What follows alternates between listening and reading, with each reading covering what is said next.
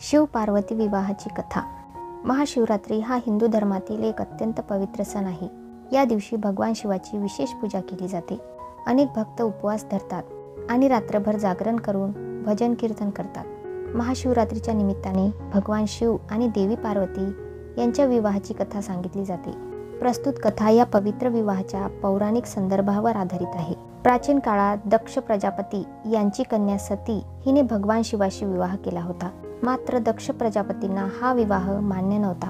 एका प्रसंगी दक्षाने एक भव्य यज्ञ आयोजित केला आणि त्यामध्ये शिवाला आमंत्रित केले नाही।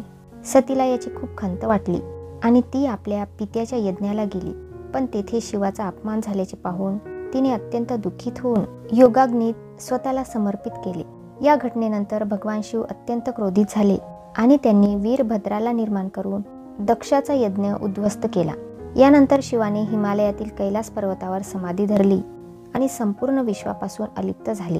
सतीने पुन्हा पार्वती म्हणून हिमालय राजाच्या घरी जन्म घेतला।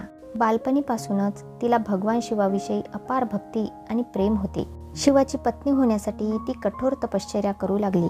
हजारो वर्षांच्या तपस्येमुळे भगवान शिव प्रसन्न झाले आणि त्यांनी पार्वतीला वर मागण्यास सांगितले।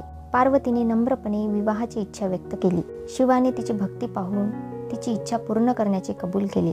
भगवान शिवाचा विवाह हा एक अनोखा सोहळा होता। शिवाचे गण, भूत, प्रेत, राक्षस आणि विविध प्रकारचे विचित्र प्राणी या वऱ्हाडात सहभागी झाले होते। हे वऱ्हाड पाहून पार्वतीच्या मातापित्यांना चिंता वाटली, मात्र पार्वतीने त्यांना विश्वास दिला की शिव हा सर्वोच्च देव आहे आणि तेच माझे खरे वर आहेत। शिवाने आपल्या गणांसह हिमालय राजाच्या दरबारात प्रवेश केला।